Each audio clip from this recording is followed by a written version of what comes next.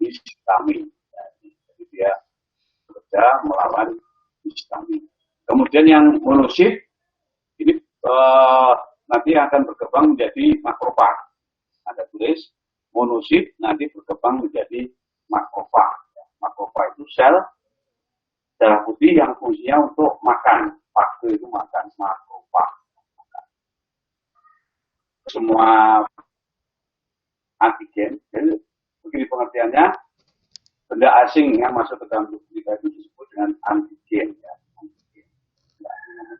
Jika dinamakan antigen, itu nanti dia kalau ketemu dengan sel darah putih, maka yang berperan menghancurkan dia, memakan dia adalah monosit. Kemudian ada satu lagi limfosit, nanti intinya besar ya. Ini fungsinya adalah untuk menghasilkan antibodi. Ya, menghasilkan antibodi. Sama limfosit B. Kalau limfosit D nanti terkait dengan kekebalan seluler. Nah, selain itu masih ada lagi platelet. Ini nanti kalau misalnya pembuluh darah itu ada yang terluka ya, kemudian darah keluar, maka yang bertanggung jawab untuk menghentikan perdarahan itu adalah platelet atau trombosit. Oke, saja. Jadi ada paling tidak 5 jenis sel darah putih: neutrofil, eosinofil, basofil. Itu yang intinya bergranula. Sitoplasmanya bergranula, intinya bersegmen. Kemudian yang intinya utuh itu monosit dan limfosit. Maka nanti secara klasifikasi dapat dibedakan menjadi 2. Yang sitoplasmanya bergranula itu namanya granulosit. Ya. Sitoplasma bergranula itu granulosit. Kemudian yang sitoplasmanya tidak bergranula, intinya utuh itu namanya agranulosit. Ya. Granulosit dan agranulosit. Ini gambar limfosit. Jadi intinya utuh dan hampir memenuhi seluruh ruang sel, ya, sitoplasma. Jenis-jenis limfosit tadi ada 2, ya. Jadi semuanya tetap berasal dari sumsum tulang merah, dari mieloid tadi. Nah, kemudian setelah masuk peredaran darah, dia akan menuju ke B, itu artinya bursa ekivalen, yaitu atau bone marrow, ya, menuju susun tulang atau bursa ekivalen. Dan kemudian dia akan berkembang menjadi limfosit B. Ingat ya. Jadi kecilnya antara limfosit B dan limfosit T itu sama.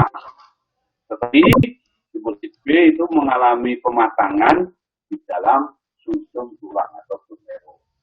Sedangkan limfosit T itu dewasanya di timus. Jadi ibaratnya kalau kamu SD SMP ini sama, nanti masuk SMA-nya berbeda. Ada yang di madrasah, ada yang di perguruan tinggi. Maka limfosit itu ada 2 sesuai dengan tempat pendewasaannya. B itu jika dewasa di bone marrow atau bursa ekivalen. Kemudian yang T itu dewasanya di timus. Nah, jadi seperti sekarang ini virus coronavirus 19 ini itu nanti yang bermain di dalam pembentukan kekebalan ketika vaksinasi atau ketika terjadi infeksi adalah sel B. Ya, sel B. Tapi kalau kanker misalnya ya, itu nanti yang berperan lebih sel T. Ya, sel T. Oke? Jadi tubuh kita itu punya sel-sel yang bisa mengenali antigen itu karena adanya ini reseptor. Ya. Reseptor itu adalah alat sensor khusus yang ada di membran sel dan kemudian bisa mengenali ini antigen yang mana. Ya, antigen yang spesifik atau bukan. Nah, mari kita perhatikan diagram di bawah ini, skemanya ya. Jadi limfosit, skema. Terusan ya.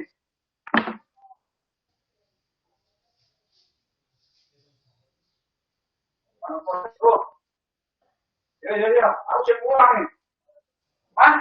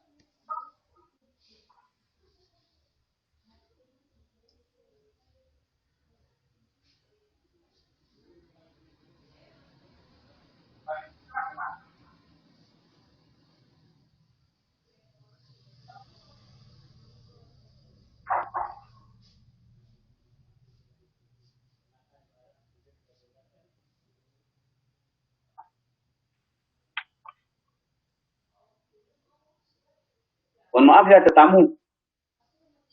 Halo? Halo? Iya Pak, Pak. Ya Pak, Oke. ya Pak. Ada tamu nganter makanan, jadi harus diterima dengan baik ya. Oh Pak. Enak ya kuliah di rumah itu ada tamu. Kamu mungkin malah pakai daster ini. Iya Pak.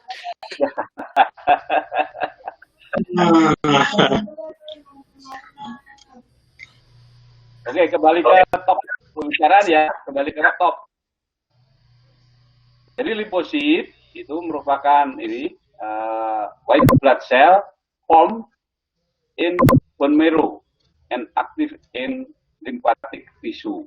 Jadi dia dibentuk form in bone marrow di dalam susun tulang merah dan aktif ya di dalam jaringan limfatik. Ingat, jadi nanti minggu depan kita bicarakan ini jaringan limfatik. Jadi darah di dalam tubuh manusia hewan tingkat tinggi itu ada sirkulasi darah yang tertutup dan ada sirkulasi limfatik yang terbuka. Sirkulasi limpatik itu isinya adalah cairan limpa, cairan getah bening, ya, atau cairan limpa, ya, yang itu juga berasal dari plasma darah, yang terjerat di jaringan. Nah, kembali ke limfosit, itu nanti kalau dewasanya di bone marrow, maka namanya B-cell, gelarnya itu sel B atau B-cell. Kemudian kalau dia dewasa di timus, itu namanya adalah sel T. Ya, itu ya. Jadi gelarnya menjadi sel, atau biasa disebut sel T gitu aja dan sel B. Tapi lengkapnya adalah limfosit B, limfosit T, mature in thymus gland, mature in bone marrow. Nah, sekarang sel B. Sel B setelah pendewasaan atau kuliah di susun tulang, kemudian dia akan masuk ke nodus limfatikus, jadi kelenjar limpa ya. Jadi kelenjar limpa, masih dari kemarin gambarnya cewek ada saluran kecil-kecil hijau itu, nodus limfatikus, nanti dilihat lagi. Yang belum saya kirim materi kemarin ya? Iya Pak, kemarin. Yang terakhir belum ya. Kalian yang hari ini Pak. Nanti diingatkan ya. Iya Pak. Bapak, mohon maaf boleh di slide show nggak Pak? Nggak kelihatan gambarnya. Gimana? Di slide show. Sudah ya? Yang gambar itu belum slide show Bapak. Oh ya ini. Iya. Bisa lihat. Ya, terima kasih Pak. Ya. Jadi ini kemudian masuk ke kelenjar limpa, kemudian dia akan mengenal antigen. Ingat ya, yang namanya antigen itu seperti virus COVID itu antigen, bakteri itu antigen. Ya. Kemudian racun-racun bisa juga antigen. Bahkan protein seperti protein udang itu yang menyebabkan alergi itu juga antigen. Nah, kemudian akan merangsang ini sel B ini berubah. Ya, nanti ada namanya teori seleksi klonal, dia akan berubah, kemudian menghasilkan antibodi yang spesifik. Ingat, antibodi must produce antibody. Kemudian yang satunya lagi sebagai sel pengingat, sel memori. Ingat ya, sel memori dan menghasilkan antibodi.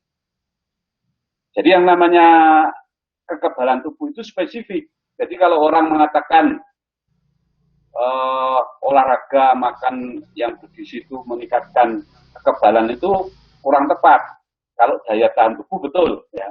Jadi ada beda antara daya tahan tubuh dengan kekebalan. Tolong ditulis dulu. Oke? Ya. Nah, kemudian yang saudaranya lagi yang sel T ini yang matang mature in thymus gland, artinya matangnya di thymus gland, itu nanti akan berdiferensiasi menjadi sel T helper yang akan mengenali antigen, sel T helper, kemudian sel T killer, kemudian sel T suppressor, kemudian sel T memori. Jadi sama-sama di sini ada memori, ini ada memori. Memori itu artinya yang mengingat-ingat.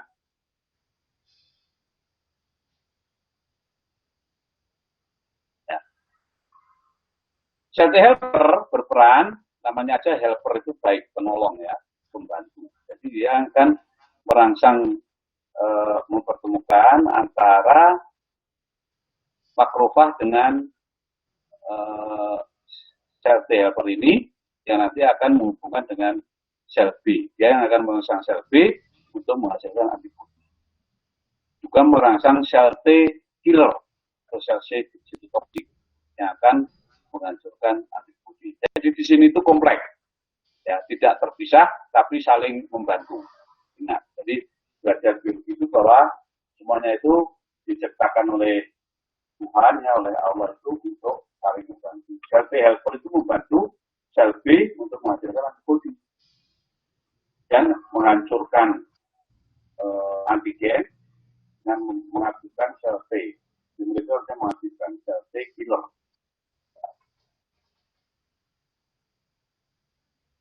Oke, berikutnya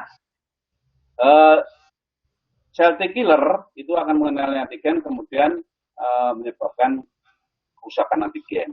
Cause abnormal cell to push, ya, itu hancur, bolong. Kemudian sel T suppressor, nah ini yang berbahaya.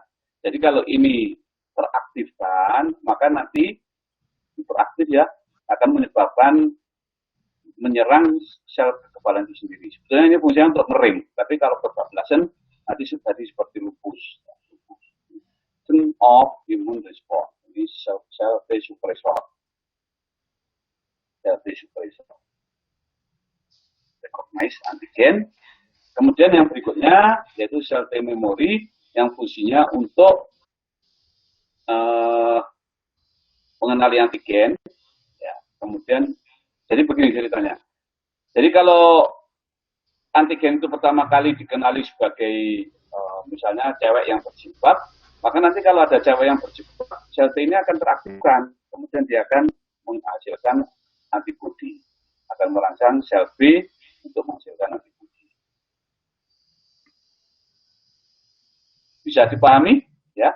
Ini adalah keluarga silsilah dari limfosit. Ya, saya ulang lagi, ada limfosit B, limfosit T. T-nya itu dari kata timus. Kemudian ada sel T helper, T killer, sel T suppressor, dan sel T memory.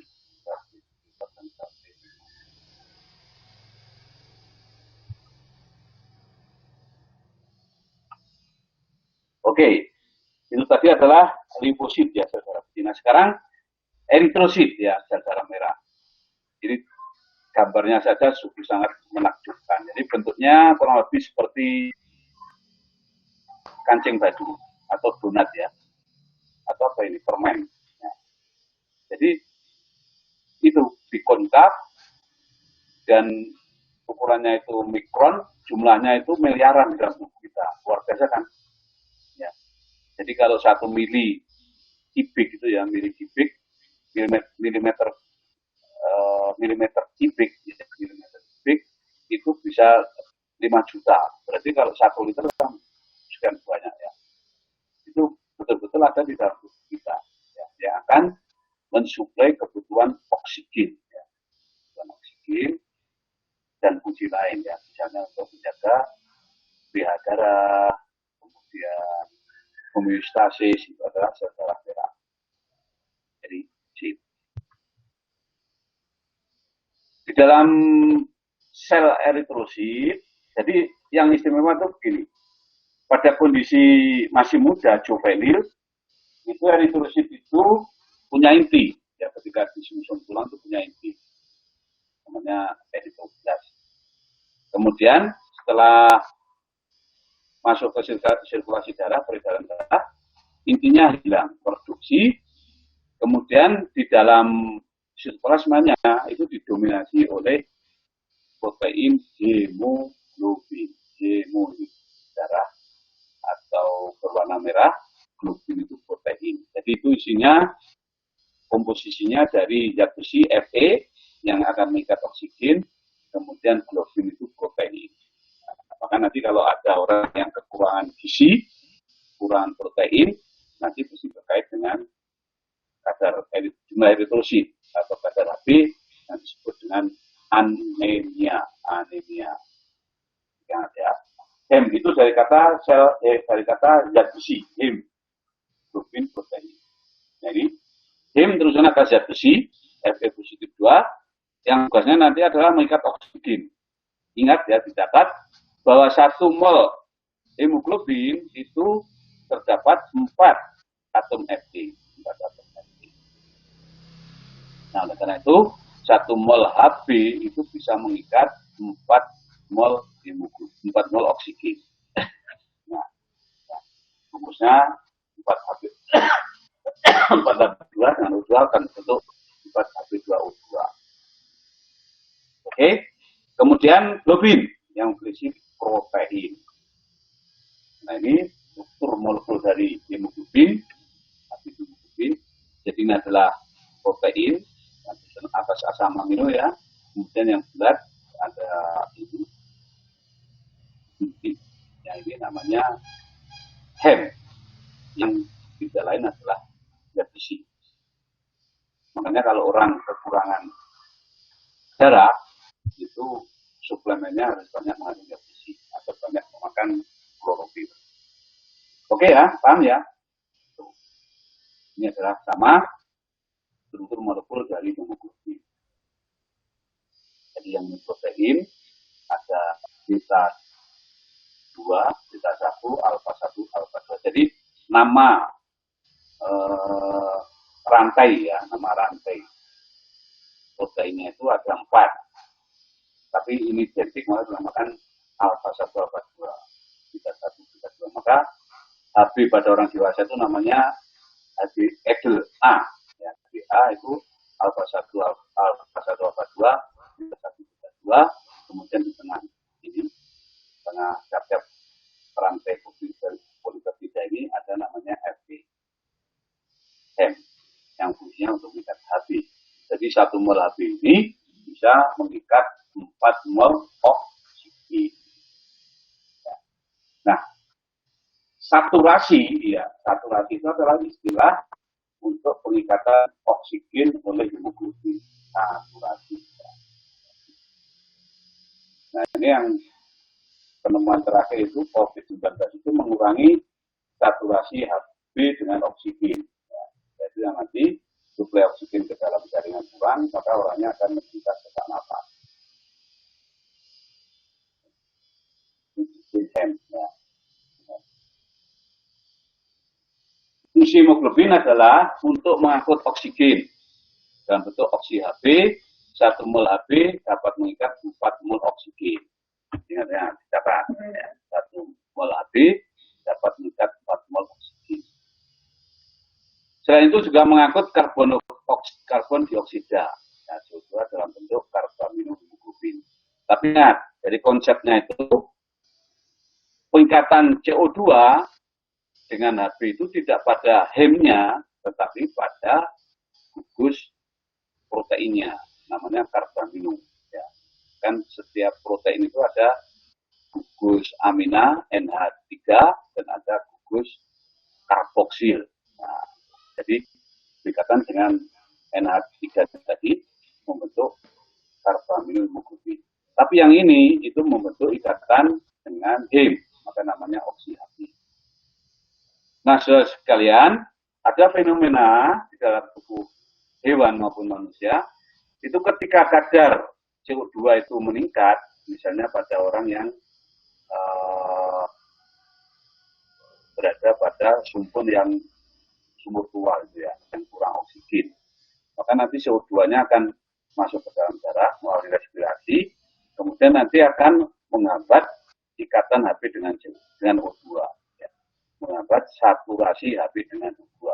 Jadi yang semula itu misalnya bisa mengikat 4 mol, maka nanti tinggal 2 atau 1. Nah, ini namanya mengurangi saturasi Hb dengan O2. Semakin tinggi kadar CO2 berarti kemampuan Hb semakin rendah, itu yang disebut dengan efek Bohr. Jadi efek Bohr itu berubahnya kemampuan Hb berkaitan dengan O2 karena terjadinya penurunan saturasi. Oke ya.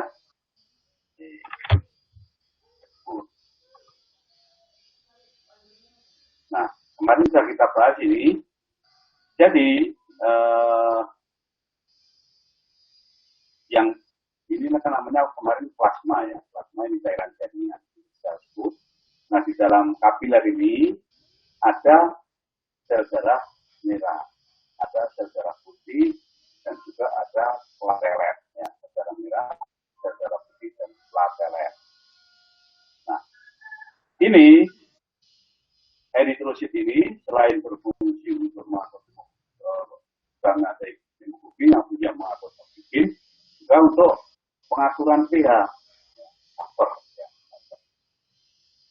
Jadi pentingnya untuk mengatur keseimbangan cairan darah.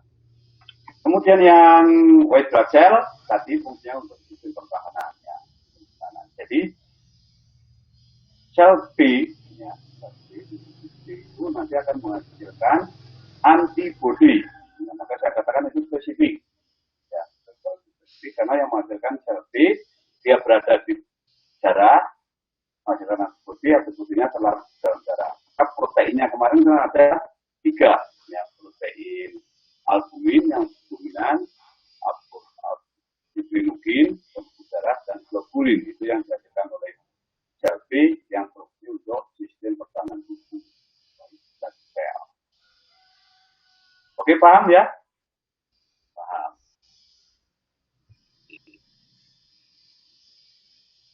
Nah, ini mungkin kita bahas besok pada respirasi. Yang jelas di sini ada pengangkutan O2, itu diperlukan HB.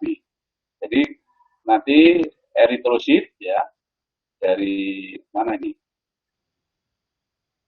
Ventrikel kanan, kemudian arteri pulmonalis ya, ini pulmonalis arteri, kemudian kapiler paru alveolus, dia akan melepaskan CO2. Nah, jadi dari eritrosit itu nanti akan terjadi reaksi pemecahan H2SO2 kemudian pelepasan CO2 di sini. Nah, O2-nya nanti akan mengalami difusi, nah di sini tinggi, ini rendah, maka O2 itu akan diangkut oleh HB yang terdapat di eritrosit tersebut. Nah, kemudian nanti di sel-sel jaringan, ingat, ini kapiler, ini sel interstitial fluid, kemudian dia akan sampai ke jaringan. O2 itu digunakan untuk memecah glukosa. Ya. Jadi untuk memecah glukosa menghasilkan energi. C6H12O6 plus O2 akan terbantu CO2 plus H2O plus energi plus panas. Ini. Nah, jadi fungsinya O2 itu adalah untuk metabolisme sel. Dari metabolisme dihasilkan CO2.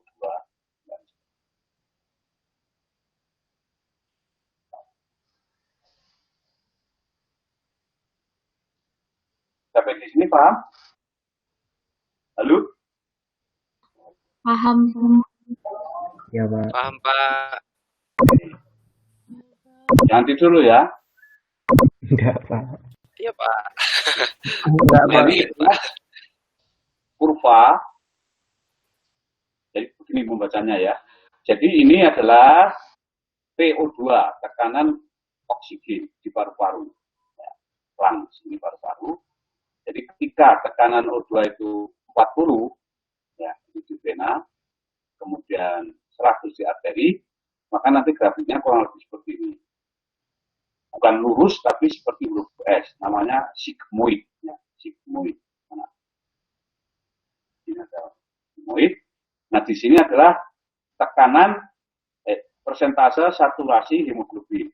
Nah, 0,20 ini sampai 100. Jadi kalau 100 itu berarti 4 mol hem itu telah mengikat oksigen 100%. Paham ya? Jadi bentuk kurvanya sigmoid. Artinya kalau 40 tekanan CO2-nya 40 di vena, yang terikat itu kurang lebih 70. Kalau 100 yang terikat 100. Dan bentuknya seperti ini. Nah, ketika kadar CO2 itu naik, berarti nanti pH-nya akan turun ya, pH-nya turun. Karena CO2 nanti akan membentuk asam kalau bertemu dengan air H2O. Ya, H2O, CO2 menjadi H2O, H2CO2. Maka yang pada pH normal, jadi darah kita itu bukan 7 ya, tapi 7,4, 7,2 sampai 7,4 itu normal. Nah, pada kondisi kelebihan CO2 namanya asidosis, ingat ya, asidosis karena darahnya bersifat asam, maka ikatan Hb dengan O2 menurun. Nah, ini kalau berlangsung lama nanti akan terjadi kekurangan suplai oksigen dan bisa menyebabkan kematian. Efek buruk. Saya baca di sini ya. Hemoglobin saturation curve. Jadi ini kurva saturasi atau peningkatan hemoglobin. Kurva show how the amount of oxygen that can bind to hemoglobin is related to oxygen partial pressure. At the higher partial pressure in the lung, hemoglobin can load with more oxygen. Ya. Jadi pada paru-paru itu ikatan Hb dengan O2 optimal ya. Optimal. In the tissue, the oxygen concentration is less, so hemoglobin can carry less. That is 800 more. Ya. Jadi pada jaringan karena CO2-nya tinggi, O2-nya rendah, maka Hb-nya tidak mengikat O2. Ya. Seperti bis Trans Yogyakarta itu, kalau dari kampus kembali ke tempat asal itu kosong. Tapi kalau dari ibaratnya seperti itu ya, dari Prambanan ke kampus ya penuh. Hemoglobin is also sensitive to carbon dioxide. Jadi hemoglobin itu juga sensitif terhadap carbon dioxide partial pressure atau efek buruk tadi. Thus, carbon dioxide enter blood from the tissue, it shift the curve to the right ya. Jadi kalau CO2 itu masuk ke dalam darah, maka menyebabkan kurvanya bergerak ke kanan. Jadi ini kiri, ini kanan. Menyebabkan afinitas atau daya ikatnya menurun. Using affinity of hemoglobin for oxygen. Ya. Jadi decreasing affinity of hemoglobin for those hemoglobin unload more oxygen in the tissue where carbon dioxide concentration is higher. Jadi kalau kadar CO2 tinggi, kemampuan oksigen, kemampuan hemoglobin mengikat oksigen itu berubah. Yang disebut dengan efek buruk.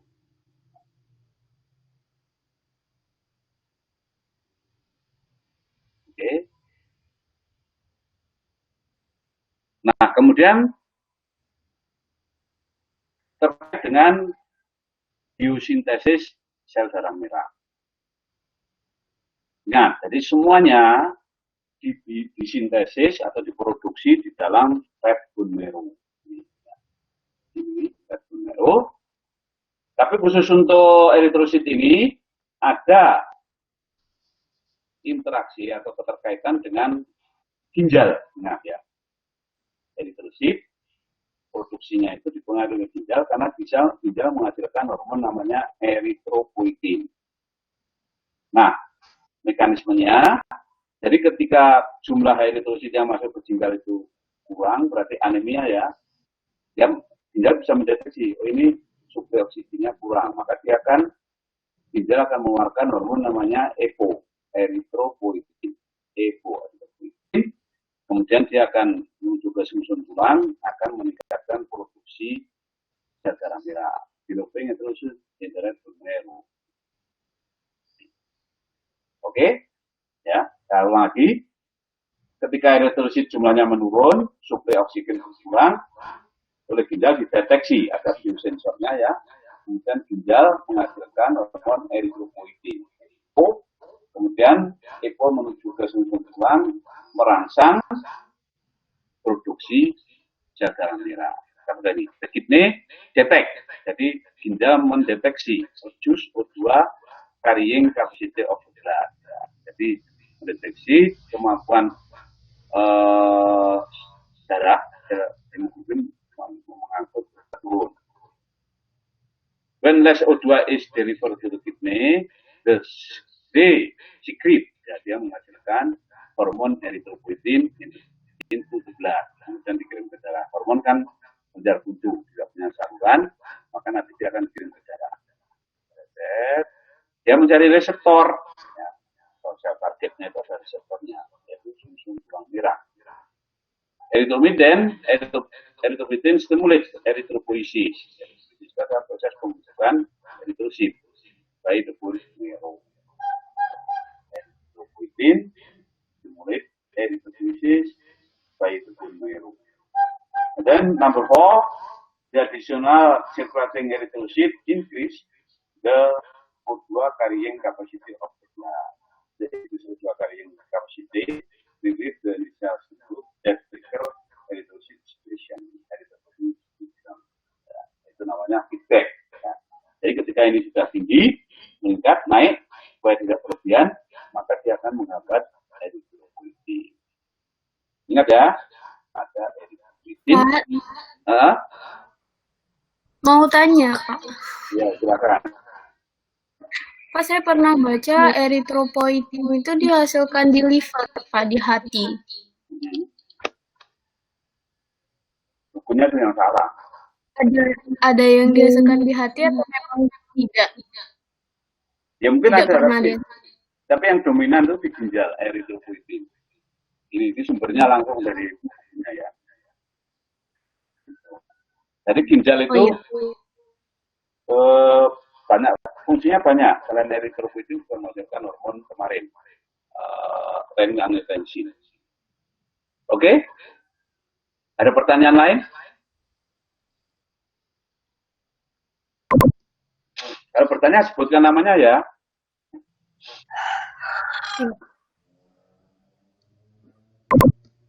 Lanjut ya. Saya mau bertanya. Siapa?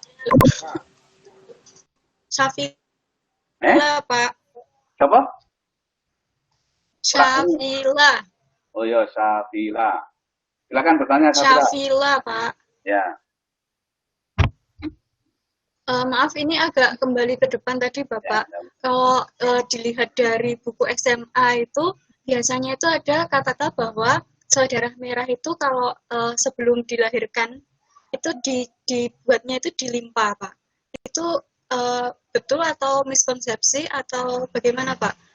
Betul, ketika... Terus kemudian... Saya jawab. Betul, ketika masih bayi. Ya. Ya, masih fetus. Bukan bayi, tapi fetus. Nanti setelah lahir, sebetulnya di dalam fetus juga sumsum tulang juga berfungsi. Ya. Oke, terus? Nah, itu kok bagaimana atau kenapa, Pak, tidak dari awal di sumsum tulang? Kenapa di awalnya itu kok dilimpa dulu, baru setelah lahir itu di sumsum tulang?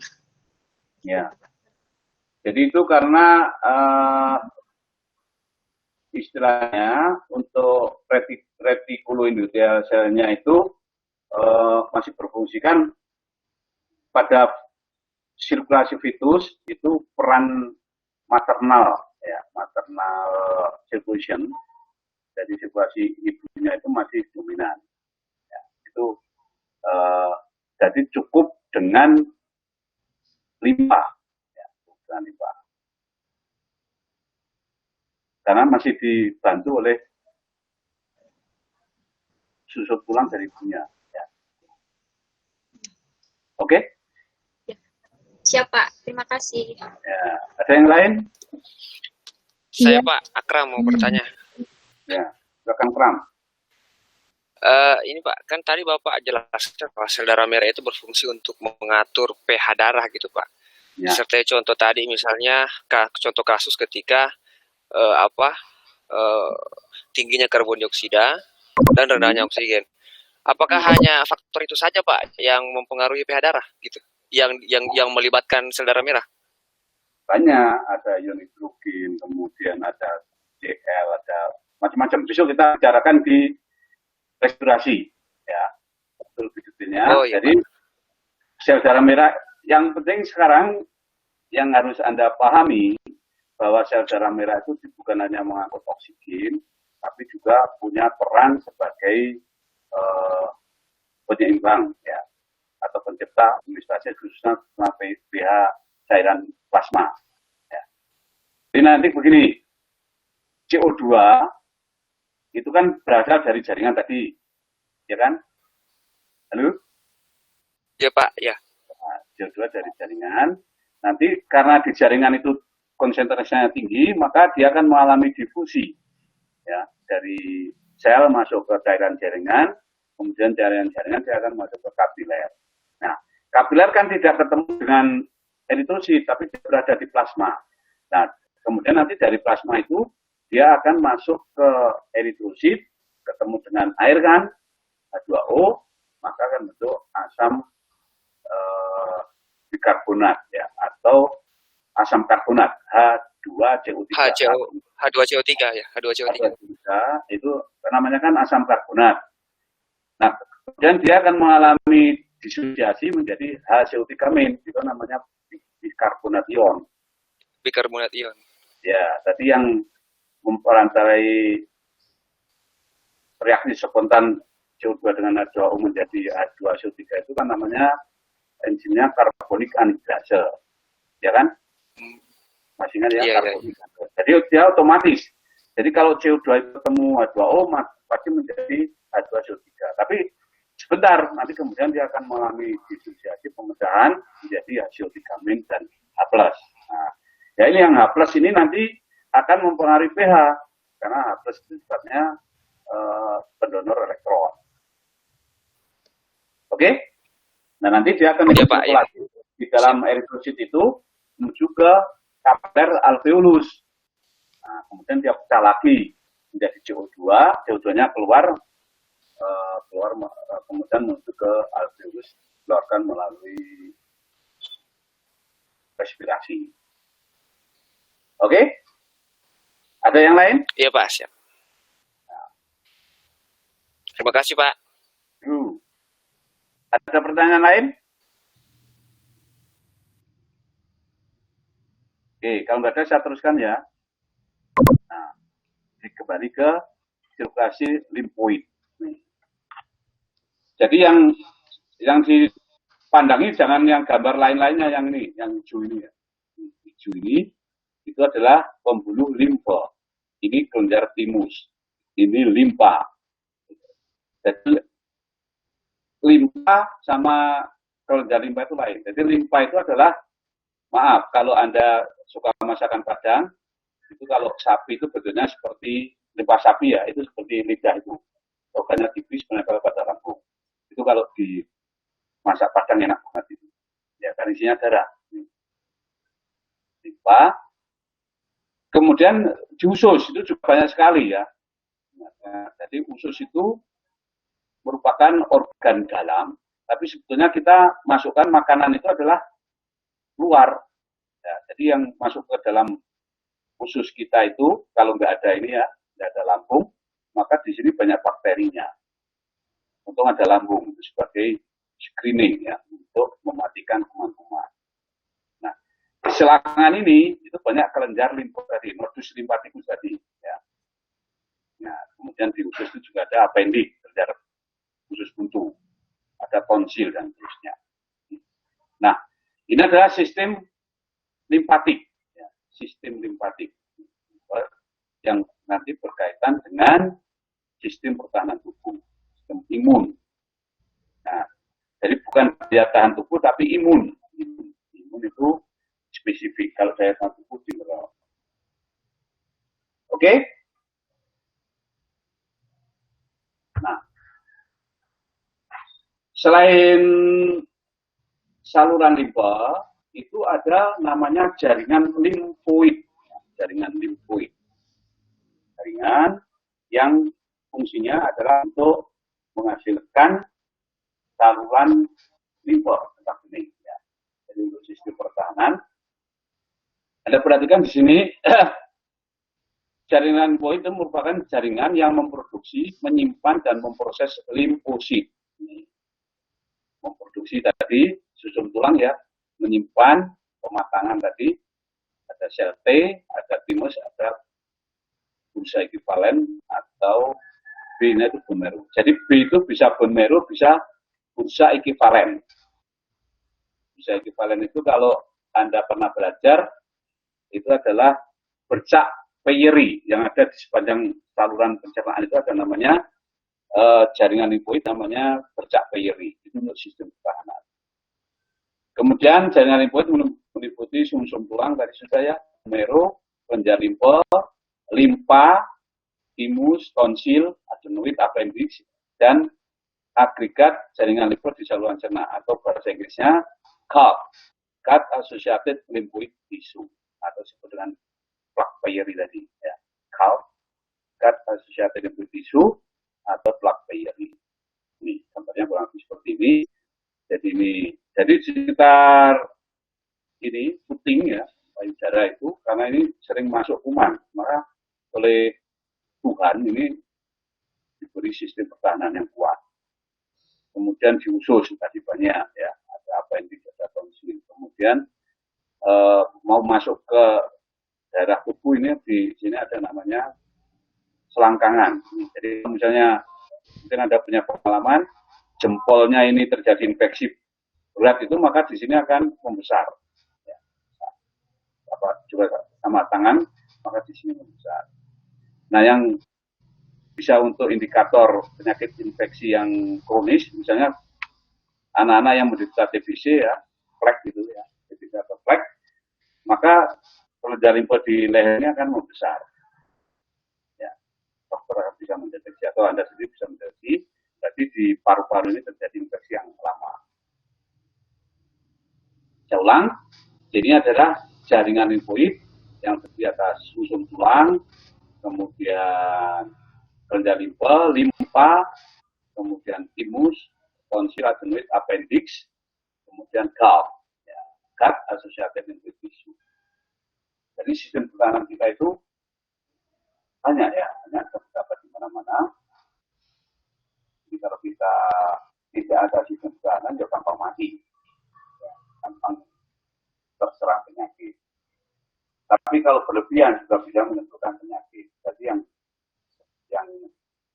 normal saja ya, normal saja. Nah, yang ini itu berkaitan dengan daya tahan. Tapi kalau tadi yang terkait dengan sel B, sel T itu berkaitan dengan imunitas ya, imunitas. Jadi ada beda antara daya tahan dengan imunitas.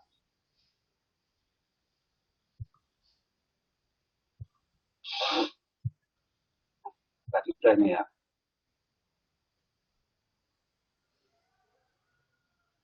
Untuk sistem kekebalan kita bicarakan besok aja ya, biar lebih fokus. Oke. Ada pertanyaan? Saya Pak Sofiani mau bertanya. Siapa namanya? Sofiani. Oke, silakan Sof. Iya. Jadi kan tentang sel darah merah dan sel darah putih. Kalau sel darah merah, dia kan kita tahu tidak memiliki sel atau nukleus, sehingga memang salah satunya dia tidak mengalami mitosis, tidak memperbanyak diri. Nah, kalau misalnya sel darah putih, dia kan memiliki inti sel, nukleus. Yang darah merah tadi karena dia tidak mitosis, maka dia harus diproduksi di red bone marrow gitu kan. Kalau misalnya sel darah putih, dia memiliki inti sel kan Pak, tapi dia juga harus kenapa harus diproduksi di organ tertentu? Kenapa tidak membelah diri, membelah saja gitu? Ya. Jadi begini,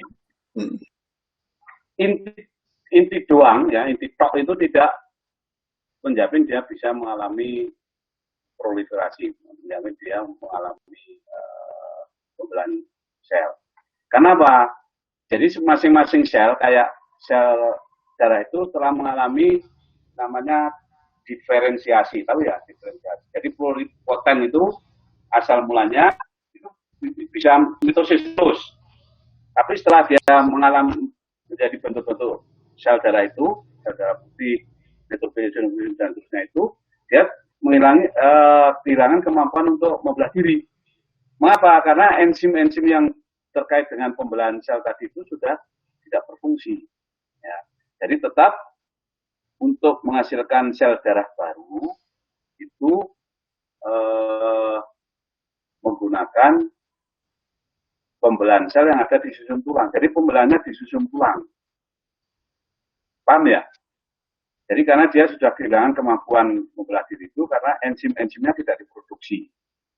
Jadi untuk pembelahan sel itu perlu enzim yang nanti akan menyebabkan ini ya proses profase, anafase, dan anafase dan seterusnya itu. Kurang lebih seperti itu. Oke? Oke, Pak. Pak, satu lagi. Ya, silakan.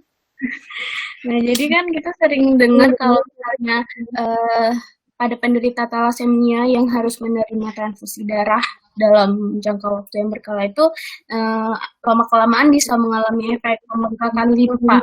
Nah, tadi limpa itu dijelaskan kalau talasemia itu kan kelainan pada sel darah merah ya Pak. Sedangkan limpa itu sendiri adalah organ yang memproduksi, menyimpan, dan memproses limfosit yang adalah sel darah putih. Nah, hubungannya limpa ini bisa membengkak karena sel darah merah yang kelainan saat talasemia itu tadi gimana ya? Jadi begini, limpa ya, itu selain terkait dengan produksi sel darah putih tertentu ya, limpa, dia juga punya peran penting di dalam penghancuran sel-sel darah merah, yaitu namanya retikuloendothelial cell. Jadi begini, jadi sel darah putih itu karena telah mengalami diferensiasi spesialisasi tadi, jadi pada saat di dalam sirkulasi darah dia tidak punya inti sel, maka lifespan atau usia hidupnya itu terbatas, yaitu pada cowok itu kurang lebih 120 hari dalam sirkulasi ya, kemudian kalau cewek 100 hari. Nah, ketika sel darah merah itu sudah akan menjadi rongsokan, hancur ya, kehilangan fungsinya, jadi tua itu yang tua, maka dia nanti akan masuk ke limpa. Limpa sebagai jaringan retikuloendothelial cell tadi. Makanya saya katakan tadi kalau itu dipotong atau dimasak itu enak karena isinya sel darah merah hancur tadi ya. Nah kemudian nanti di situ dihancurkan, kemudian hemoglobinnya diberikan ke hati untuk diproses, yang sel darah merahnya itu nanti dikeluarkan ya, sebagian dikeluarkan dalam bentuk ini air kencing. Nah, jadi antara limfosit, antara limfa dengan sel darah merah itu punya keterkaitan ya, yaitu tempat penghancuran sel darah merah yang telah tua, itu kurang disebut itu.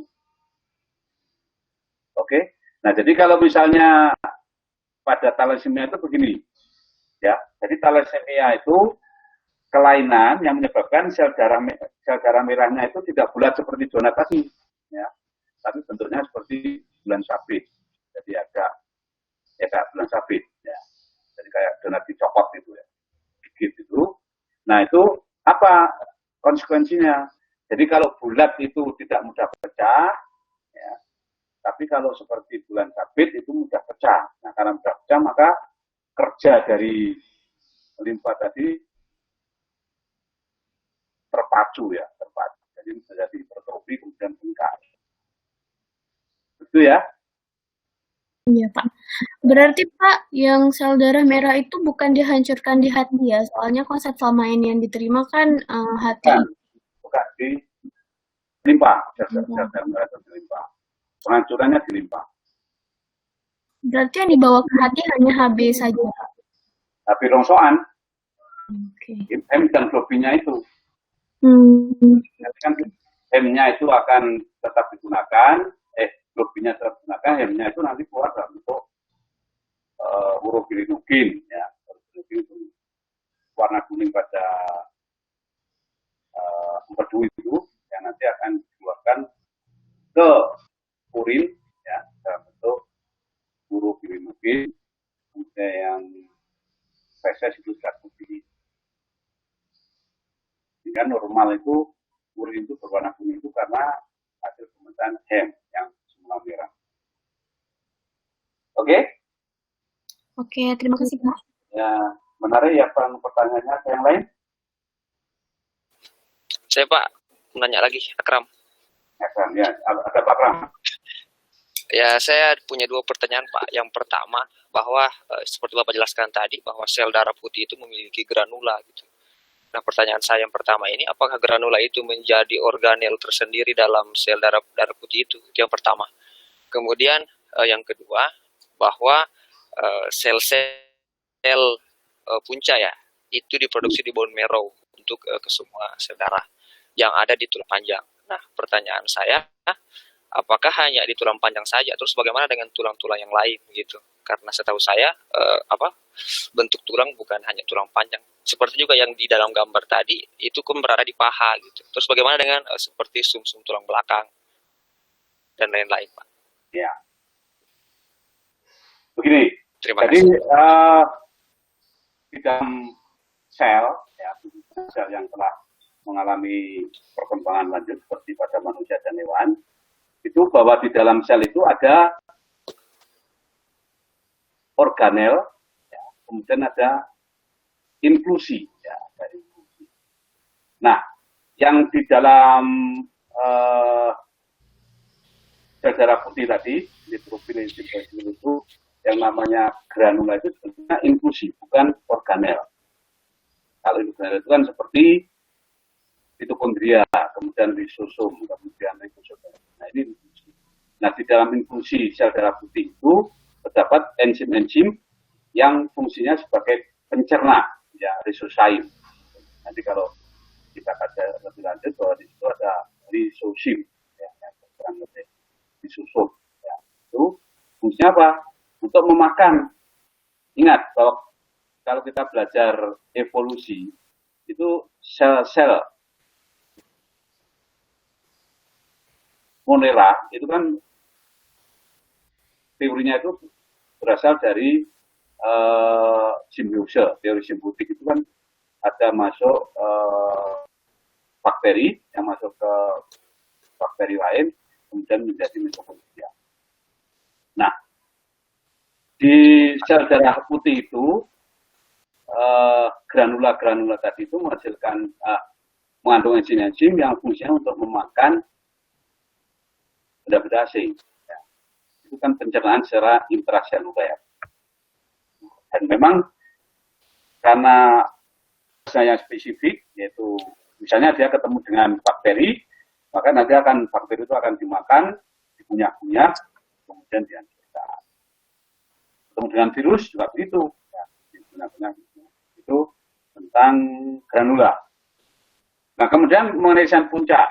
Jadi ingat ya bahwa memang ada berbagai macam jenis tulang. Ada tulang pendek itu yang seperti misalnya di ruas-ruas jari. Kemudian ada tulang pipi. Tapi yang namanya susum tulang, tulang belakang itu termasuk tulang panjang. Ya, tulang panjang itu.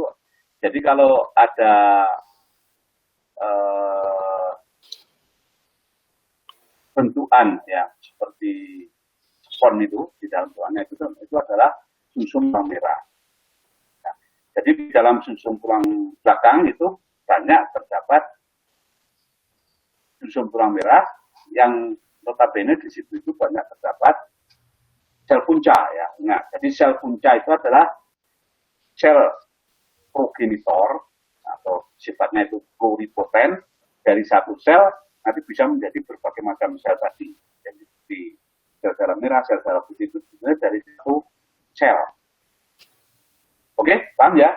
Nah, itu yang sekarang dipahami, kemudian digunakan untuk strategi pencegahan penyakit. Jadi misalnya seperti orang yang menderita kanker darah, leukemia. Leukemia itu, kankernya itu pada ini tadi, sumsum tulang merah itu. Nah, jadi selama sel kanker itu aktif terus memproduksi, maka nanti sel darah putihnya itu akan lebih banyak jumlahnya daripada sel darah putih normal. Nah, kemudian dia akan bersifat merusak keseimbangan. Nah, pada orang yang menderita thalassemia, salah satu terapi yang sekarang dikembangkan, sumsum tulang tadi itu diambil. kemudian dimasuki susun tulang normal, transplantasi susun tulang itu seperti itu. Jadi tulang yang defect, yang cacat itu diambil, diganti dengan susun tulang orang normal. Maka sampai sekarang pun hasilnya itu masih pramuka, masih kurang memuaskan. Itu kurang lebih seperti itu. Masih ada pertanyaan lain? Saya Pak Rizky Putri. Ya, silakan Putri. Ya Pak, saya ingin bertanya mengenai virus AIDS. Itu kan menyerang sel T4 atau CD4. Jadi menyerang sel T helper gitu. Nah, di limfosit itu kan ada sel T dan sel B tadi yang Bapak jelaskan. Nah, ketika orang yang menderita AIDS ini sel T-nya diserang, itu sel B-nya ini berperan sebagai apa, Pak? Ya. Jadi betul itu ya. Jadi pada orang yang menderita penyakit HIV, human immunodeficiency, ya, penyakitnya, penyebabnya virus HIV ya. Nah itu virus HIV itu akan menyerang sel T, tapi sel T itu toksik ya, sel T itu toksik, sehingga orangnya itu akan mengalami penurunan kekebalan. Ingat, jadi itu dua sisi. Ya, yang sel T-nya itu yang terserang, maka orangnya akan mengalami penurunan kekebalan. Kemudian daya tahan tubuh. Nah, kemudian sel B-nya itu selain, kan tadi ada interaksi antara sel B dengan sel T. Bentar, saya tarikan.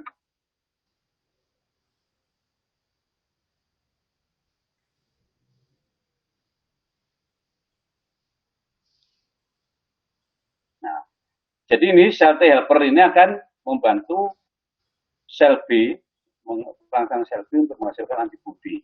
Jadi nanti ketika sel T killer ini ya, atau sel T suppressornya ini yang terserang oleh virus tadi, maka kemampuan sel T helpernya ini berkurang, sehingga sel B-nya kurang berfungsi. Ya.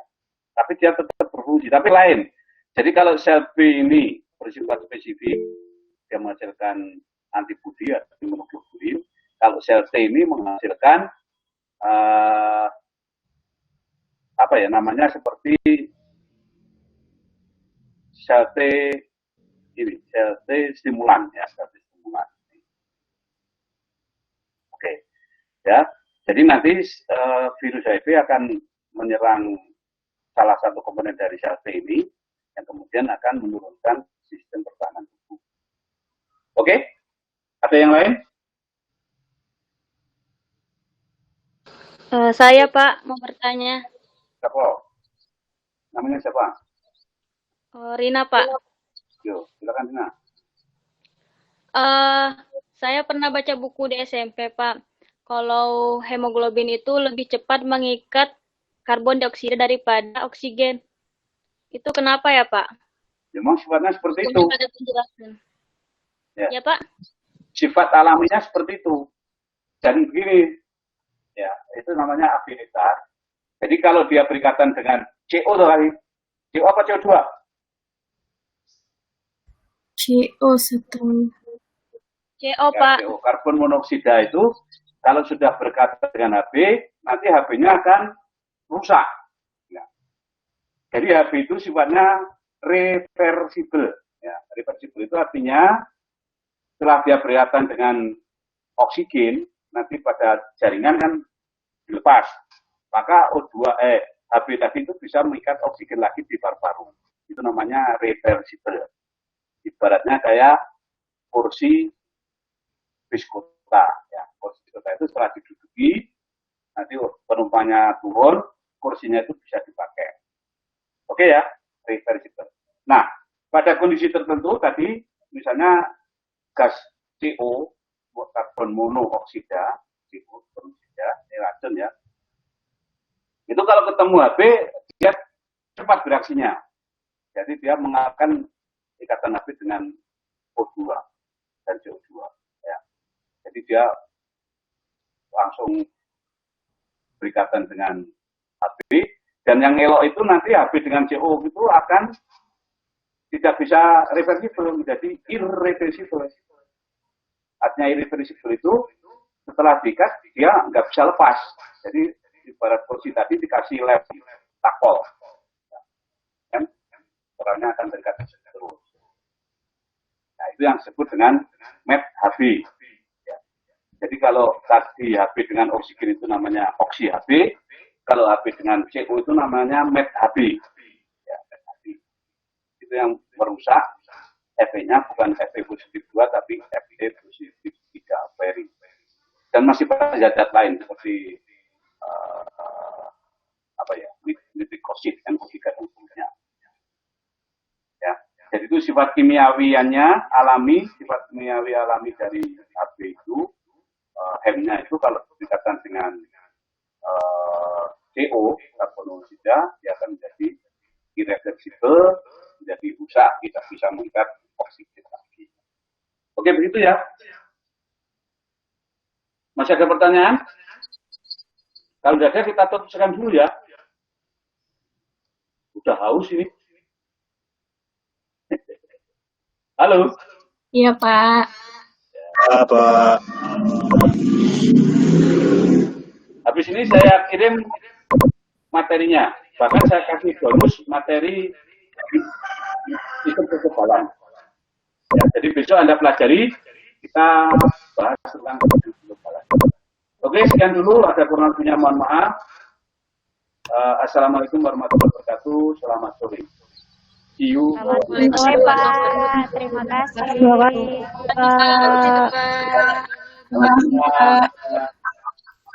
Makan.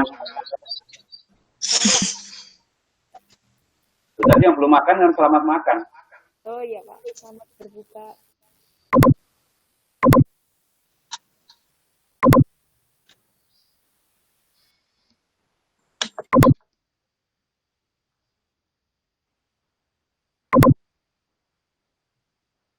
Terima kasih Pak Heru. Selamat sore.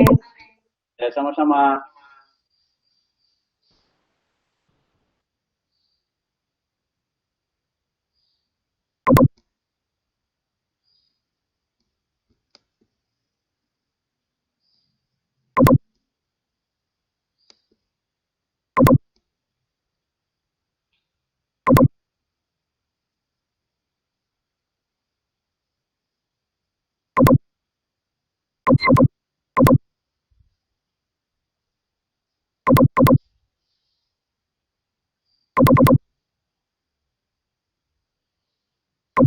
Thank you.